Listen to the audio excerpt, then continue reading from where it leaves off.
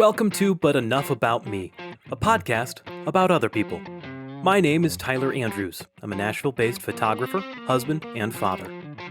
I'm trying to collect the stories of everyone around me, whether we're best friends or total strangers.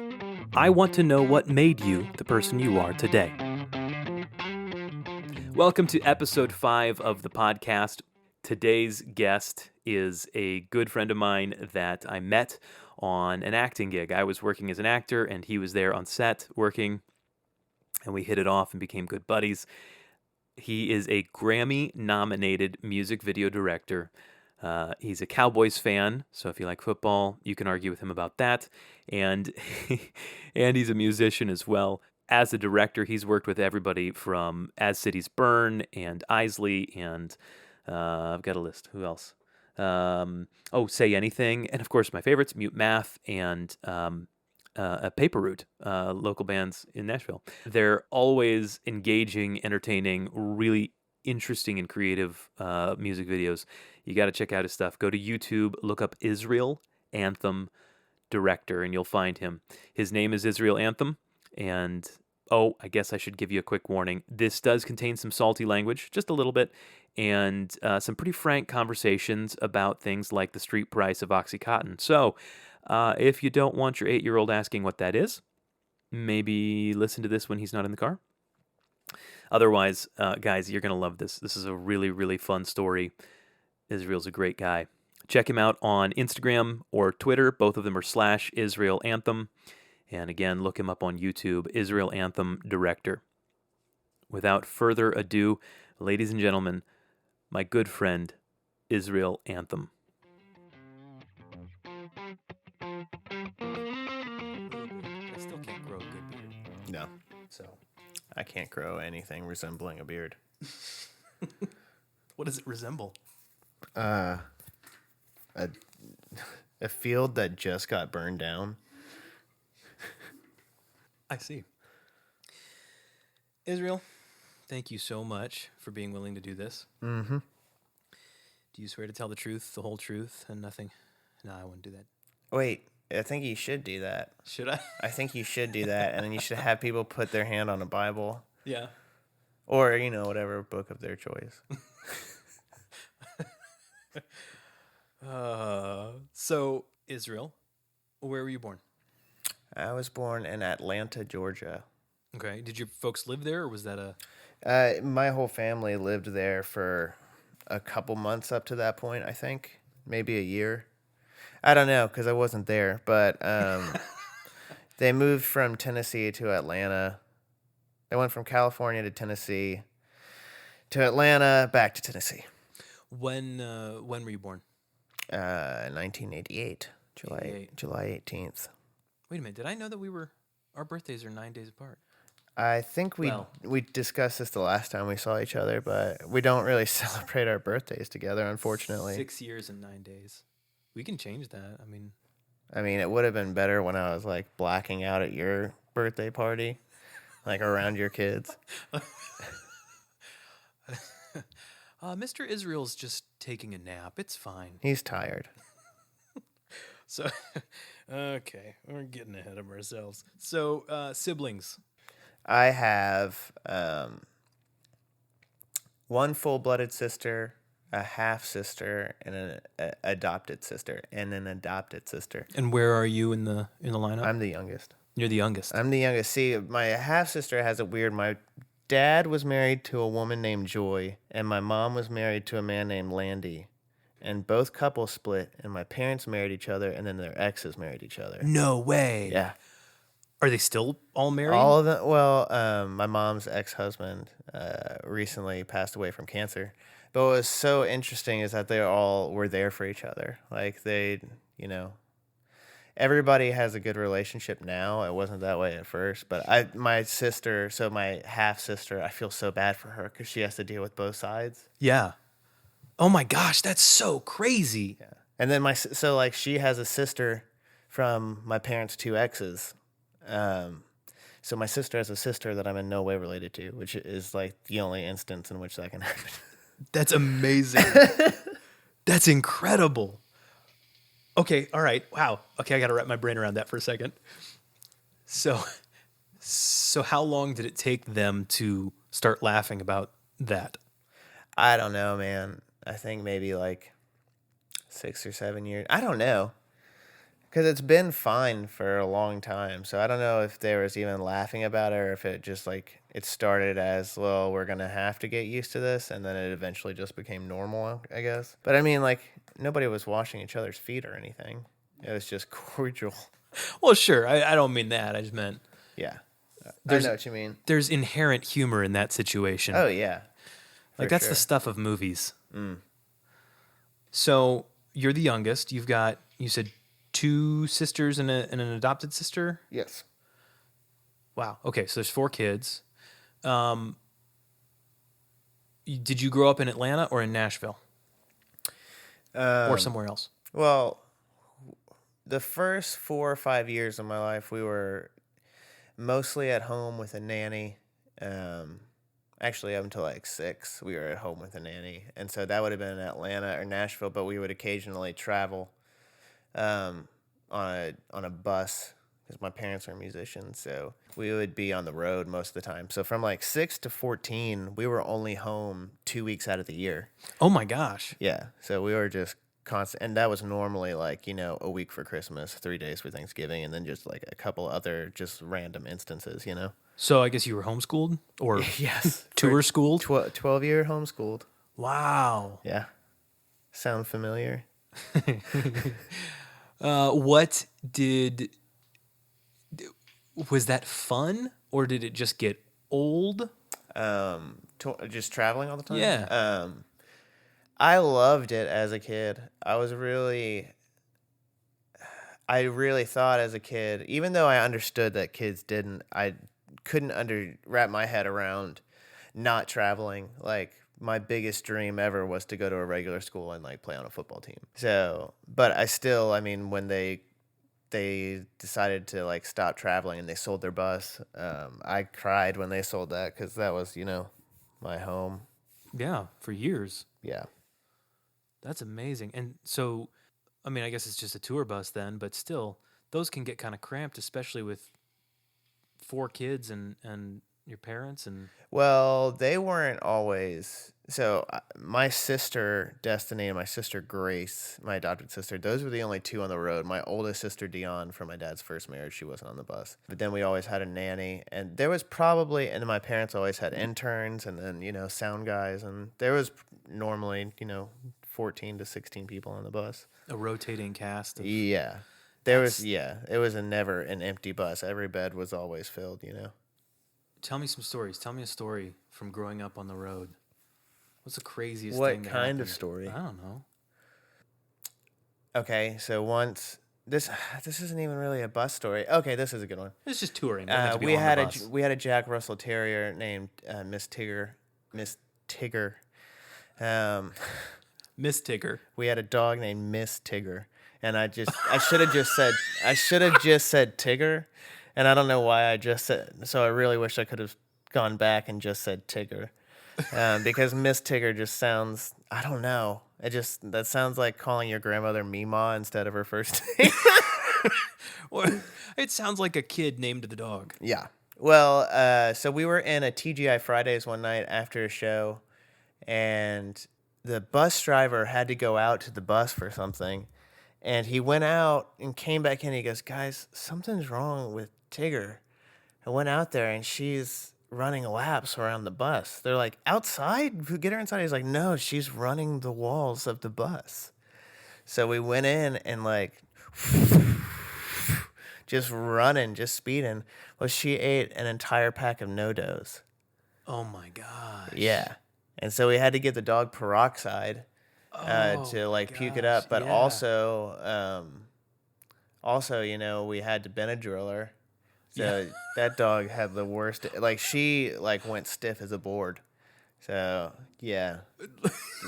I don't know if that's a happy or it's a funny story that's also could have been really sad. Well, you know the end. Yeah, the So dog lived. So it's fine to tell that story. The dog most certainly lived. So at 14, you came off the road? At 14, came off the road. My parents became pastors. And so for 3.5 years, Nashville. And then I graduated at 17. And the day after I graduated, I went back on the road. So, So you really couldn't get enough of it. no, I guess not, man. Did you get to play football? I did play football for Christ Presbyterian. But only like summer camps, and I never could play during the school year. Yeah. So Tell me about middle school, those years. I mean, I guess you were on the road for a lot of that. That's a pretty traumatic time for many boys. I think a lot of it is traced back to church and how they like train. They don't even train. There's just like an idea of how kids should be raised, I suppose, and there's just varying levels of strictness that come with that. And I mean, that's not just in a Christian household, that's all households, but in Christian ones for sure, there's definitely a lot more you can get in trouble for, like things like, for me, or like dating, like that was a no-no.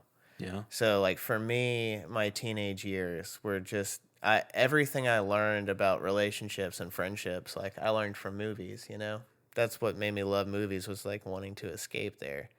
But that just means like during those first flirtatious years, first kisses and everything, like I was just such a prick. I was a prick until I was like 21 and realized how relationships actually should, Right. work out. Yeah. Because it like movies just made me like socially. If I was in a movie, I would have been like so romantic, but I was a D-bag in real life, And I was like, I was really still chubby, and I was like in between fashions. It was before I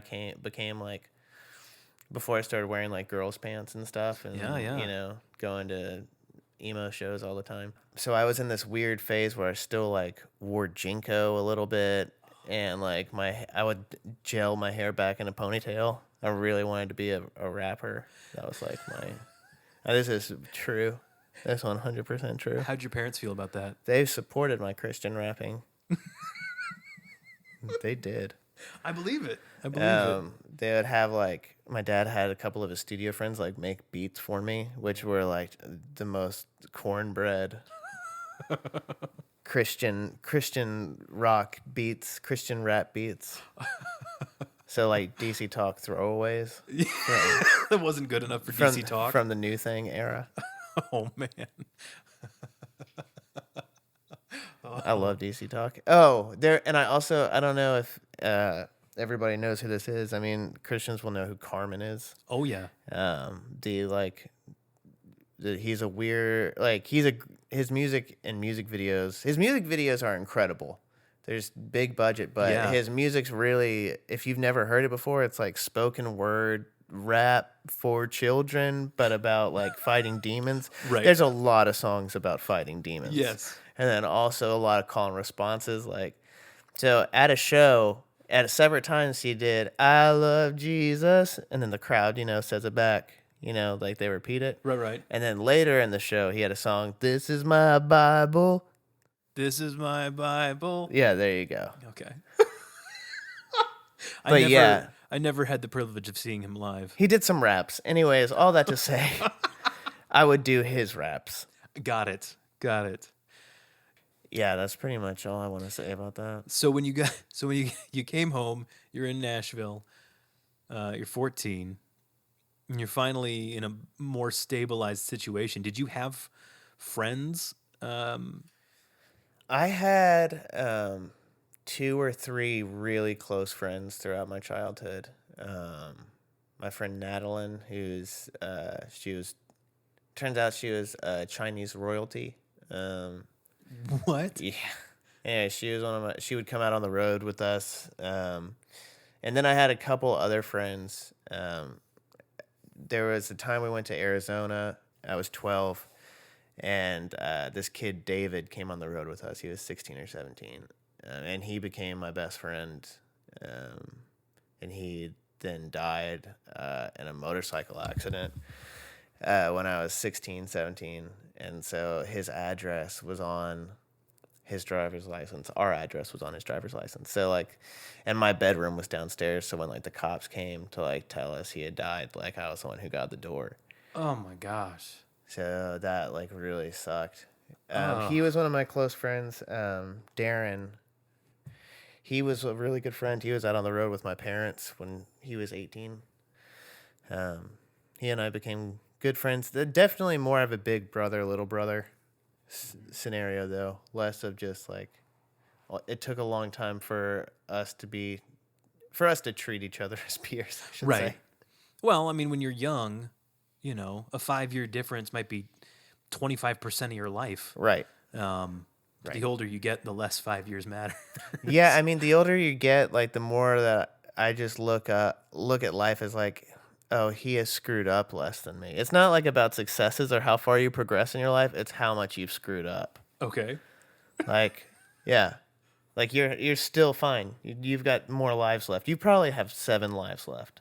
Me personally? Yeah, that's what I'm saying. Oh, Yeah, okay. if every human has 9 lives, you probably have like 7 left. I got maybe 2. Maybe 2. I know a little bit of the story, so this is a good foreshadowing. How old were you when you graduated? I was 17. Did you ever have any jobs outside of working with Oh family? yeah. Oh yeah. When I was 14, I got my actually 13, I got my first full-time job working at a film company. Yeah, it wasn't formal. Basically what happened is I just like a couple of my friends worked there and I just like refused to leave pretty much. And I was just, I mean, I was like, I'll clean your toilets, you know? So I started doing it I started from the bottom and then became an editor within a couple of years, like where they would let me do like little projects. And then eventually I just became an employee. And so I worked there till I was 15, maybe 16, and then worked at another film company until I graduated and went on the road. So I was working in film like from 13. So that gave me some experience. And in Nashville, that's primarily Christian stuff and music videos. Christian stuff, music videos. There is a surprising amount, but this was before Atlanta became such a production hub. So we still got a lot of the commercials that now go to Atlanta. Okay. So there's a lot of commercial stuff going on, and then there's always local stuff, but yeah, primarily music videos and commercials. Yeah, and a lot of faith-based stuff, like you mentioned. Tell me about First Loves. You said you were a D-bag. God. First Loves, there was this girl, I was 6 or 7, and we were in Riverside, California, and she was 16, and she was a cheerleader for the football team that was at the church. I'm dead serious, man. And she gave me her school photo, and her school photo that year was like her kneeling, you know, in her cheerleader uniform. Uh-huh. And I thought I was gonna marry her for a couple of years. I'm dead serious. I remember having that thought. Yeah, and then just like a couple one-off things. There was never. See, that's the thing. There's not even really good stories. Just me, like, you know, kissing girls and then just not doing it. Because I mean, I wasn't allowed to date. There was no attempts to like know each other on a level other than, you know, like kissing when no one's looking. You know what I mean? So when you say you weren't allowed to date, that was blanket at all until you moved out, or? It never was really specified. I guess maybe 16, I think maybe. But I had a nanny growing up that was way stricter than my parents were. And she also, when we stopped traveling and lived in Nashville, my parents had a church and there was a co-op there. So it was basically like a mini school. So there was like between 25 and 50 kids there, depending on. Yeah, for those that don't know or aren't part of the homeschooling world, co-ops are when a bunch of parents kind of all go in together, and there's different ways of doing it. Sometimes one parent will teach history and another parent teaches geometry and somebody else teaches something else, or they all throw in together and hire teachers to teach different things, and they can give different amounts of like homework throughout the week and things like that. So it's kind of a supplemental. Yeah, I mean, and there's no set way of doing a co-op, but ours basically was, so my nanny was basically like the principal who ran it, I suppose. And then there was another woman who would teach like geometry, algebra 2, like things that, were actually difficult. And then like the kids would always help someone younger than them. So like the fifth graders would be helping the first graders and just, yeah, so on and so forth. So the seniors basically were doing nothing except like a few hard subjects and then just helping other kids. So that's how that worked. And me and my best friend and maybe one other person were the only guys there. So it's just all girls. And there was like dancing, a lot of dancing where I was growing up school wise. So I definitely was involved in that. And then at a certain point, which just did not want to, spend my time dancing. When you say dance, do you mean like social dancing, having fun? No. I mean like in church and like Oh, schools and yeah. yeah. Like dancing for Jesus? Oh yeah. Yeah. Yeah, lots of that. That's an interesting subculture. So when you when you combine that with schooling, it makes Yeah. for a very interesting environment. A lot of ethical questions. I don't know why I went there, but Because it's interesting and it's fun. And it's part of your story. it's weird because there's people that grew up in like the 90s, especially like the 90s, like prosperity gospel, evangelical area before the internet. So before little old women couldn't get duped by mail. Right. Um, Yeah. you know what I'm talking about? So there was TBN, but then there was like the one people that got caught, just doing shady stuff. But there are kids that, those shady people still had kids, Yeah. So there's definitely like a network of kids that grew up around that and just saw the shady sides of it. And you can tell when you talk to somebody about church, like your eyes connect and you're like, oh yes, I know them. They know what I'm talking about. Yeah. They saw it. Right. Yeah. Church involves a lot of humans. And when there's no accountability or little accountability, it gets real nasty real fast. Yeah. But at the end of the day, who's going to be holding accountability up anyways? You know what I mean? Like there is a problem with, people having to be accountable. So, but there is always somebody that has to do it, so whether it's the pastor, who is above the pastor. So if it's a board, every now and then you could get a board that's corrupt, so it's just like anything else. There's good and bad people. And unfortunately that, in my experience, especially growing up, the corruption is definitely on a higher percentage level. Anytime you are using someone's faith or something that's such a deep part of that brain where you can abuse it. It's like being in a relationship, and just being psychologically abused without knowing it. Yep. Yep. So it's really hard to find people that not only will be held accountable and hold themselves accountable, but actually, give a shit about, somebody else's, faith and their beliefs, and not necessarily tiptoeing around them, but, I don't know, caring about their progress and not just the money. And it's hard when being a pastor still is a job. Yeah. I think a lot of people get into ministry with the best of intentions. Right. And get very confused somewhere along the way. And it's so easy to get lost. There's so many ways that things can go bad, and then people get into a defensive mode, and anyway. No, totally. Sorry. Yeah, anytime you talk about like the teenage years and up until like 18, 17, everything, is going to involve that in some capacity, which is why I don't like, it's not that I don't like talking about it, but it's like, how long is a piece of thread, like I could talk about it for a year and still maybe fail to explain, like, the bigger picture. Most people like to feel comforted. They like going to sleep at night, whether it's believing in something or believing in nothing, they would just like to be settled. So yeah, I think So how's that? So tell me how you felt toward the end of high school. um it worked out pretty well because I started working outside the church. So when I started working in film, that was the first time I'd really been outside, and away from revivals and non-Christians and atheists. So I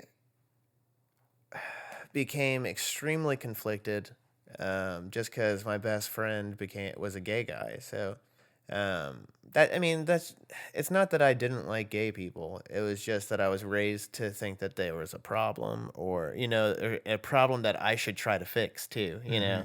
And so around that age, I really started not my faith was changing, and it was moving towards not believing in something, because so many of the people I met outside the church were better than the people inside the church. You know what I mean? Like the way they treated people. I mean, I saw so much more. Just anytime you're in a church setting, when somebody shows you love, you don't necessarily know what their intentions are.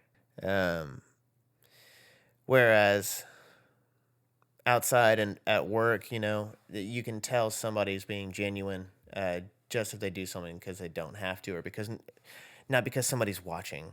And that's why even so many nice things inside the church, I don't know, like I feel bad because there's a lot of people I don't accept that I probably should. Mm-hmm. They probably are good people, but I just kind of see the thing as a whole. So at that age, I started just feeling more liberal. And what was so great is my dad came to my family at this time and basically said, we've been wrong this whole time. And we've been all about condemning and not about loving people. Wow. Yeah, so it was a really big shift, and it was great because, like, I was changing personally, and then my parents' beliefs changed substantially. But I mean, don't get me wrong, I am far more liberal than my parents now. They definitely don't try to push it on me, and I don't try to, start stuff with my personal beliefs. You know what I mean? Like, because what good is going to come of that? Nobody wins those fights. Nobody's going to win those fights. So we just find it better to support each other and not. There's just certain conversations that just shouldn't be had. But it's unavoidable with a lot of church people. It really is. Well, it seems to me that generally speaking, people most want to argue about things when they are least secure in what they believe themselves. Yeah, for sure. I mean, I love having debates and having conversation, but I'm just as happy not having them because I don't care what you think. It's fine. Right. I mean, it's a hard pill to swallow, but we all need to accept that. I don't know if anybody's opinions have ever been changed by a comment they read on Facebook. You know what I mean? Like, I don't think anybody's read a rant and is like, holy shit, that just changed my life. Right. Yeah. Where have you been? God, thank you, God. I hear your voice. I think we spend so much time too just focusing on the extremes of, conservatives and liberals. We always focus on the most extreme examples where I feel like we're all so much closer to gray. Like, it's not blue or red, it's not black or white. Spirituality, politics, I feel like it all is gray. And that's why I just think my generation and the generation before me, the one behind me. So younger or older? they're ahead in time, but Gen X? No. I'm talking Millennials. about well, I think I'm a millennial. Yeah, you are. Yeah, I'm talking about the one after millennial. Oh yeah. The little shits. My kids. What are they called? I heard the name the other day, or what they've And it's started awful. calling It's an awful name too. Yeah, well, they always are. Gen Xers. I wanted to Okay. be a I thought I was Gen X. But Gen X is cool. I was Gen Y. Yeah. Isn't Gen Y the That's what we got. What I'm on the cusp. I was born in '82, so depending on who you ask, the cutoff for Gen X is somewhere between 80 and 85, and so I'm old enough to remember life without the internet, Right. and have gotten through high school more or less without the internet. I Yeah. never did research papers on the internet when I was in high school. Same. Yeah. So Never. I learned how to use a card catalog and all that, but I also don't want to go back to that. So Not at all. I like digital technology. The only thing that I would go back to is the Nokia phones with the interchangeable faceplates. Yes. You know what I'm talking about? Yeah. The one that had Snake on it. I don't remember the snake. The game Snake. You don't Never remember played the that. video game Snake where it's Yeah, you're no, I the- know it. I know this game. I didn't have a phone. I didn't have a cell phone until I was 24. Ooh. 23? No. Yeah. Really? Yeah. And I took pride in it. I was that Oh, guy. I bet people hated you. Like they could never invite you to anything. I was nobody was going to invite me to anything anyway. I was that. I was the.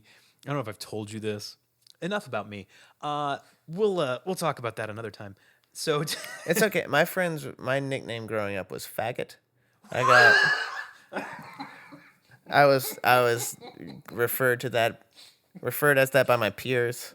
the people that loved you, The people that love me generally love to call me faggot. I got called that, but not in love. No, It was in public schools. I never got called that in love. Oh, okay. I got called that by a lot of people who are in the closet as we speak. Right. Isn't that amazing As how that we works? speak. It is amazing how that works. So, so bringing it back, you're getting out of high school. You've been working in film. There were some big changes. Some big things happened. What happened work-wise? You didn't go to college, No, right? I didn't go to college. I was going to go to NYU.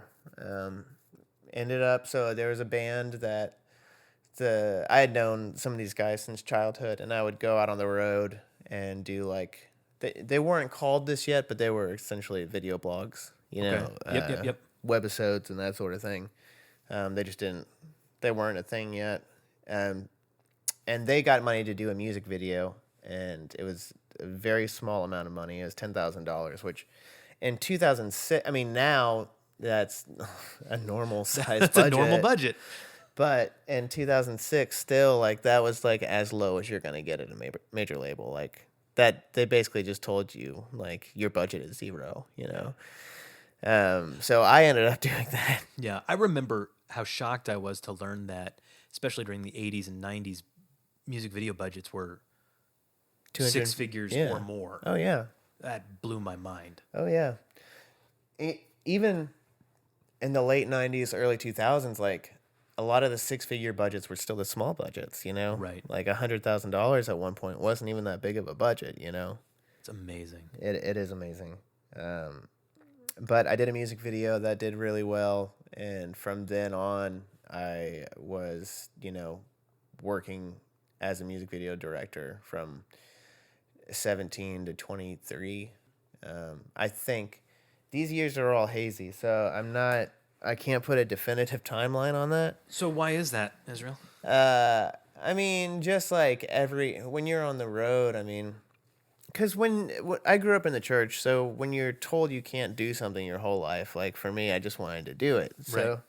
in high school, I was sneaking out and drinking, but on the road, I started smoking pot, and generally pot for the first, 2 or 3, 4 years. When you were on the road, the first time with your family or after? No, after that. So when I went out right after high school. Got it. I just wanted to keep up with the guys and drink and look like an adult. So, and I mean, I think even early on then I had some addict tendencies. I just didn't know that that's what that was, you know. And so I would drink quite a bit at that. Around 18, 19, I started going out to the bus. So I was generally, unless I was VJing, which in that case, I would just push a button and, you know, I would have a click track in my ear so I could start at on beat. But sometimes I would push that button and I wouldn't have to do anything for 8 minutes, you know?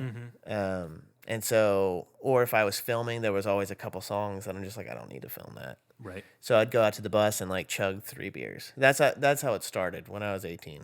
So I would, and that would just make me, I hate talking to people. I hate meeting new people. And that would made it really easy because I would go around and like film reactions after. So it actually, I mean, it made it a lot easier, but it also made me a lot less anxious to go out, and it made me more confident too, into where I would ask like, I started getting like tricky situations and talking, messing with people essentially in a way that I would never have done that before. So in a way, I guess it was helpful to loosen my inhibitions, but it's 2020. They call it social lubricant. Social lubricant. That's pretty accurate. I do feel like since I have gotten sober that I feel more drugged sometimes, like in the sense of like I fall more, you know, I trip a lot. You mean like literally fall? Yes, literally fall. I get brain farts all the time. And it's weird. It's like maybe, and I'm told that I'm a lot, you know, that's all in my head, you know, and it was, you know, bad then too. Yeah. But I do feel like to a certain extent, drinking and using, like if I stopped for 2 or 3 days, if I just stopped, then my brain would be jacked up because that was kind of holding me together at a certain point. So I think once I, you know, stopped having all those substances, my brain is like, dude, like, thank you for the breather. Yeah. Like, we're going to keep taking it. So what? Okay. All right. So you started drinking and smoking pot. Yeah. And you're working in film and music videos and things like that. Yeah. And then I started playing music. All through high school, I was in bands, and that was always music has always been a big passion of mine. It has always, you know, played a role there. So I started writing songs and playing music around 17, 16. I was dating a girl her family was in a band, and I really wanted to impress her, you know? So I started, you know, writing and singing, and which I had never done before. I mean, except for my raps. That's like the quintessential artist story. I became a musician to impress a girl. Yeah. Yeah, well, anyways,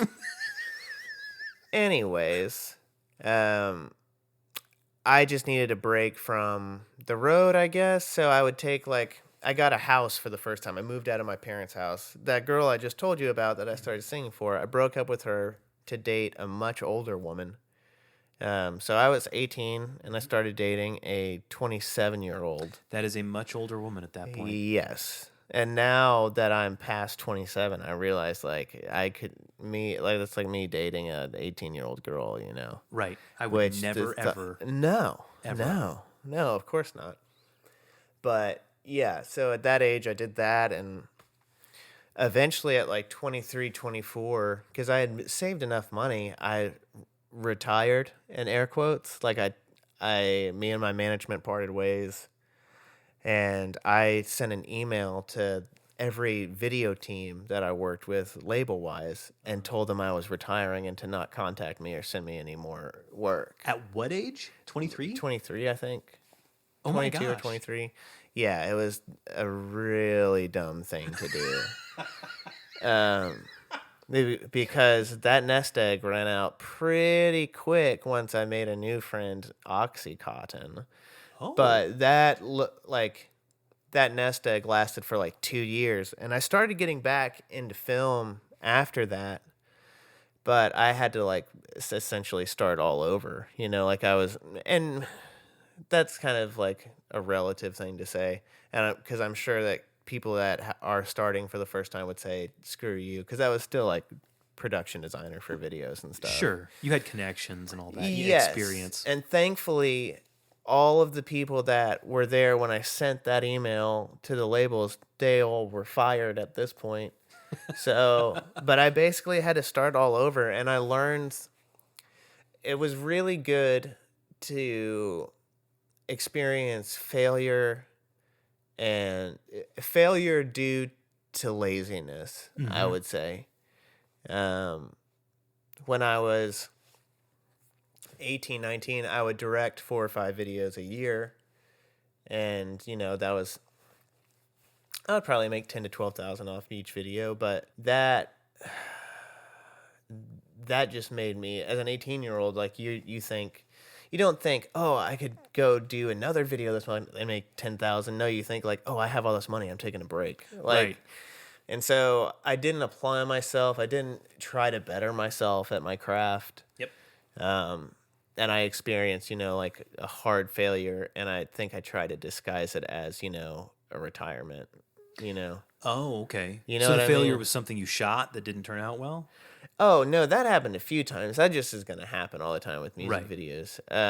No, I mean in the sense of like, and maybe I didn't know this at the time. Like, I thought I would be directing like feature films when I was 18. Like, Yeah. I really thought that. Right. And so there was just, I don't know.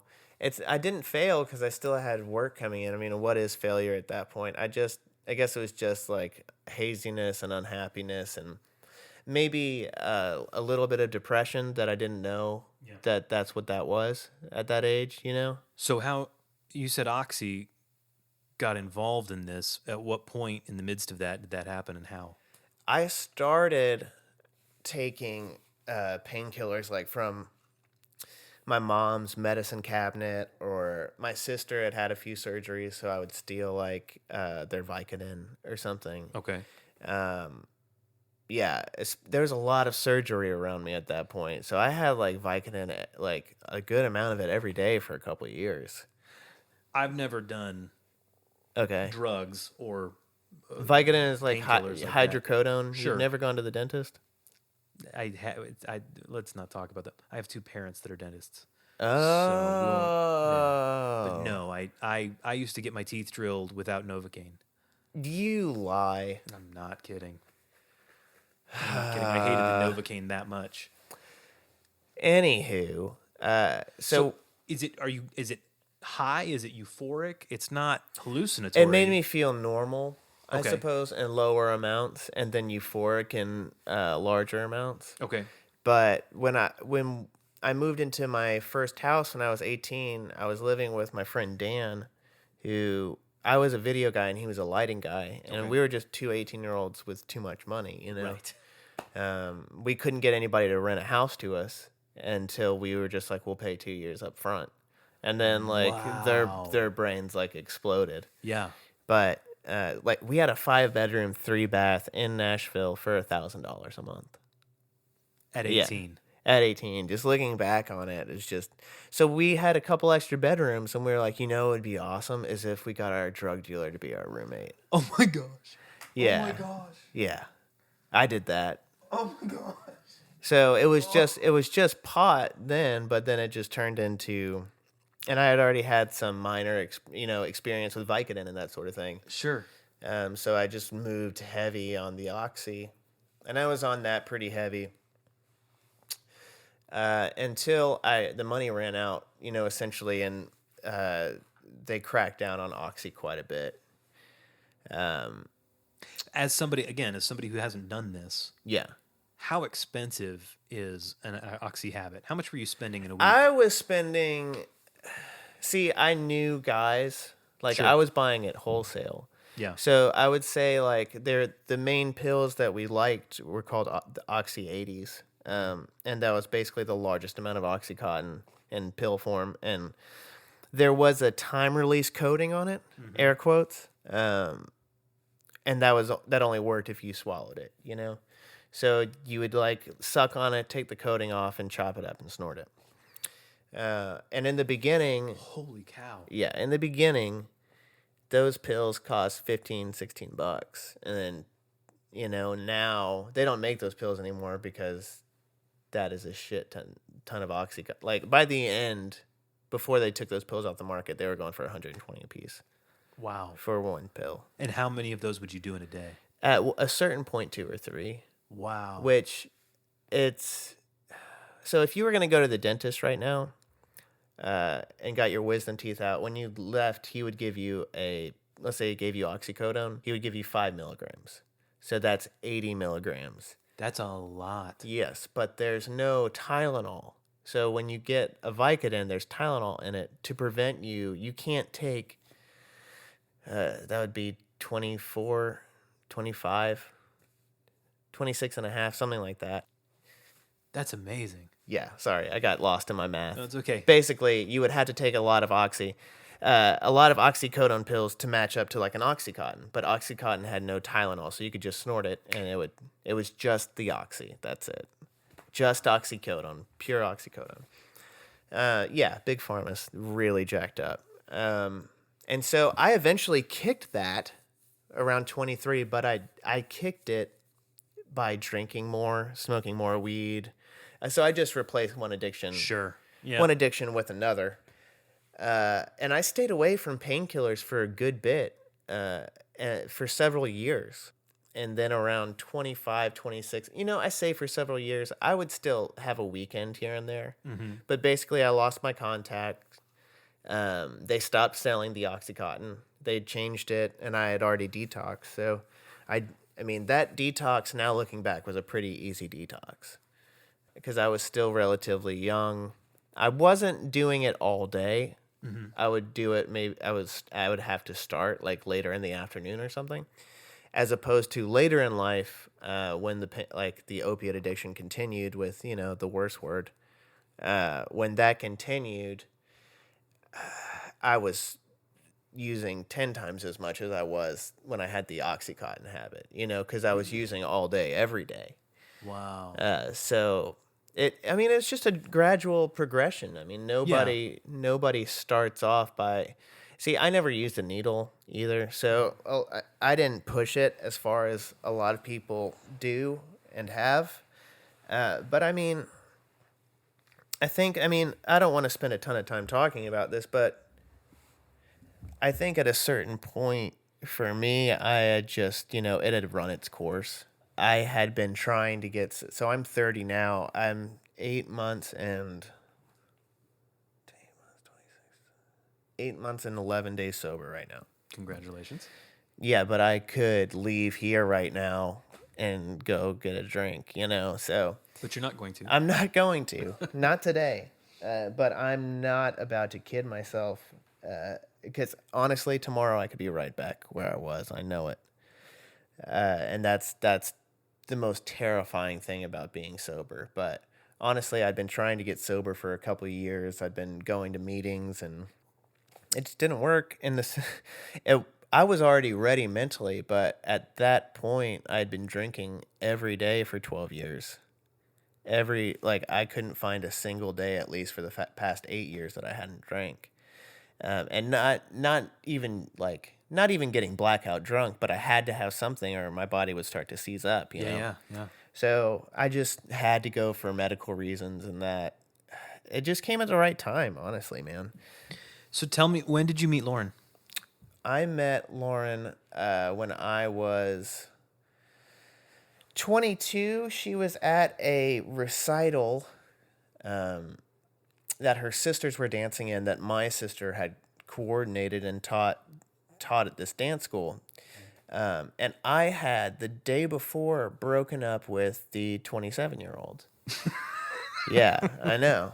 And I saw her in the crowd, and I was just, I fell in love and ended up stalking her on MySpace for months. And MySpace for months. And eventually, she bailed on 5 or 6 dates. Are you serious? Oh, I'm dead serious. Like, you'd ask her out, she'd say yes, and then she wouldn't show up, or? She would cancel, at the last minute. And my band, Slow Hands, that I was in during my 20s, we were opening for a band called Mute Math at War Memorial, which is a venue at Nashville. And her sister loved Mute Math, so I knew if I got them tickets that she would have to come. And if I put the tickets in Lauren's name, she would have to have her ID, Yep. and they would only give them to her. Right.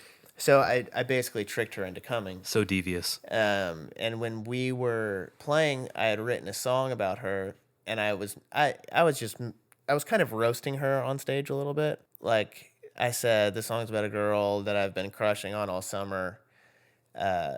We're supposed to meet up 5 times, and she's blown it off, and she was supposed to be here tonight, but she probably blew that off too. And then my drummer just started playing the song, and afterwards that she said, I'll go on a date with you.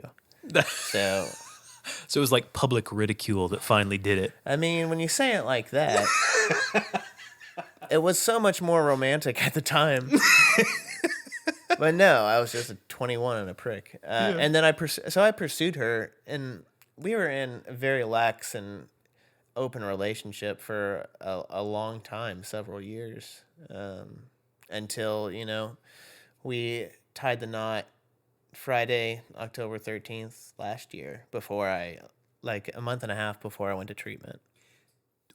So she knew, obviously, about your addictions? She knew about some of my addictions. I mean, she knew about the alcohol, but she also didn't know the scale of which it was on. So in front of her, I would drink 4 or 5 beers, and which is still not a good amount to drink on the reg all the time. Yeah. So she didn't like that, but she didn't also know about, the bottle of vodka under the sink that I would go drink in between beers. You know what I mean? So she knew about it, but she didn't know the depth of it. And she did not know. I mean, she knew that occasionally, because we didn't live together for a long time. So I could just hide stuff. It was really easy to hide stuff. It's not as easy once you're married. It's not as easy once you're married or live together. And it's also, I think what saved me is I had been using so long that my tolerance was just like stone, like ironclad. And so most people in my life, only 1 or 2 people knew that I was using opiates, furiously. Because I had just gotten to the point where even the last year of using, I wasn't using to get high. I just didn't want to get sick, so I was just using enough to. So she did know once I started getting drunk, and because I would have to get drunk to talk about it, because I started realizing I needed to go to treatment. So I would black out apparently, and I started telling her stuff. And then I told her about the opiates, to which that kind of kicked up her being vocal about the subject, for Was sure. this soon after marriage? I would say this was late November, early December. And then it just kind of came to a halt. And my dad is 30 years sober. And I just knew he didn't know the full extent of everything either. He knew about the alcohol, but I had him to confide in, and I had told him everything. And I think once he got past the shock of it, I was set up to go to treatment within 24 hours. But there was a lot with that too. Basically, the fact that I have worked in the music industry, there's an amazing charity called Music Cares. Yeah. And I was able to go to 30 days of the best treatment in the country because of them, which I could not afford at the time. Drug addicts can't afford anything. It's pretty amazing, right? That's the general story of that. That's so awesome that your dad responded so well. Oh, yeah. That story could have ended very differently. Yeah, and because of his past history, too, my mom was so understanding. Because she had been through that with my dad. My dad was, on a 2 bottle of vodka a day, kick. Like, my mom found out how bad his addiction was when she went to put one of those blue cleaners in the back of the toilet, that turns your water blue. Yeah. And he had 2 different kinds of vodka in the back of each toilet in the house. Because he liked variety, but he wanted booze when he shit. Wow. So yeah, so I mean, he was much more heavy on just alcohol and maybe some pot, whereas I had at that point, I diversified. Yeah. Yeah. So alcohol and opiates were. Towards the end I needed both of those, and then I started getting anxiety so bad, so Xanax was involved, but. It was just a bad scene, Yeah. Just looking back on it and looking back on videos, like I don't know who that person was. Now that you're sober, do you find that you've had to change friend groups or anything? I mean, you said most people didn't know. Yeah, so... and most people did not know. So, and I wasn't hanging out with other people that did drugs. So yeah, you weren't around a bunch of enablers. No, I bought in bulk once a month. So I never had to see my drug dealer. I would just had to make sure I had an obscene amount of money at the first of every month, Wow. But it was cheaper than I would have spent if I was buying individual, So, yeah, but no, I didn't really. I think there is a group of people that, and I know everybody's different, but I don't have any temptation when I'm in a bar or when I'm at a party where there's drinking. And I definitely think there's a crew of people that won't invite me to stuff. Yeah. Because they don't want to be rude or disrespectful, when in reality, it's probably, at least to ask me, I guess. But for the most part, everybody's been really understanding. I think, too, once you get to a certain age like we are, you can choose who your friends are. And you can choose, to not be friends with somebody who would handle that situation poorly. Yep. So it's been nice. I mean, you definitely learn who your friends are. What is the most bothersome thing to me is a lot of people, mainly the older generations, will say, "So how are you?" When really all they are asking is, "Have you relapsed?" Mm-hmm. Like they grab your forearm and like take you aside and and that is really, I mean, whether or not I relapsed, I haven't. Whether or not I did, or would, is nobody else's business, But second of all, that same crew, is now likely to, move their kids away from me or, and it's like, no, I was messed up before when Right. you didn't notice, Right. and I was around you Right. and your kids. Like now I'm better than I've ever been. Right. You're gonna, and I don't know, maybe. Everybody has their own problems. This one just turned out to be mine. And I just don't understand, I can't put myself in people who won't choose to understand it or try to understand its shoes because I'm not them. So, but I will at least try to understand where they're coming from, So I just want the same back. Well, I didn't mean to spend all the time talking about drugs, but I appreciate your candor as a matter of hearing a different perspective. Yeah. Very helpful for me. Let me ask a couple of quick questions. I like asking these questions of everybody. Yeah. And I didn't bring my book that has them all written down, so we're going to see which ones I remember. Okay. What do you regret? I mean, I would say, doing heroin the first time, or actually I would say, not taking the first pain pill, but in a weird, sick way, I'm thankful I did, because it gave me empathy and it made me, get through this and get through this. It gave me the strength to attempt to go through this, you know, because nobody's ever through this. I know what you mean. But,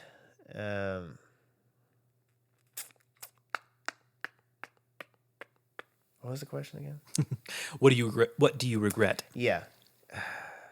I don't know. I regret the way I treated, particularly like the girl that I broke up with to date the much older woman. Mm-hmm. We cared about each other, and this is just being a kid, Yep. So, I mean, these relationship screw ups were all, pre 24. Yeah. So it's hard to like really, but I just regret the way I treated some women. I give all of my ex-girlfriends a pass on anything stupid that they did, and I really hope they do the same for me. Yeah, for sure. What scares you? Failure, not living up to expectation.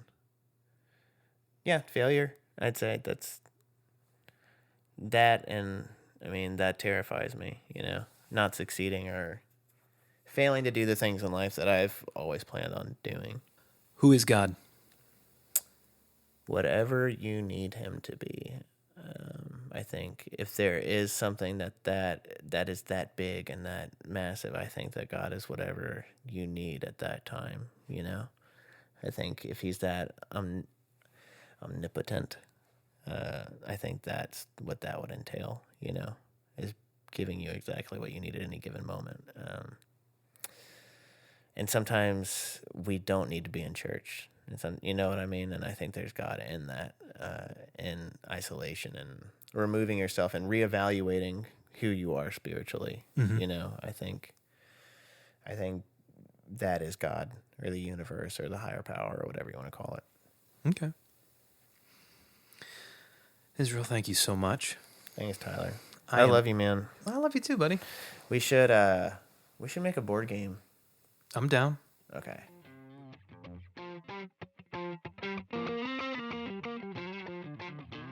First things first, I have to say happy birthday, Israel.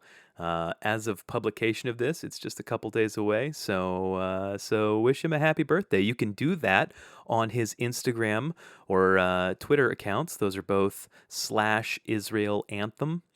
You can also find him on YouTube or find his work on YouTube. Just look for Israel Anthem Director or look up the works of folks like As Cities Burn and Say Anything and Paper Route and Mute Math, because a lot of that was done by him.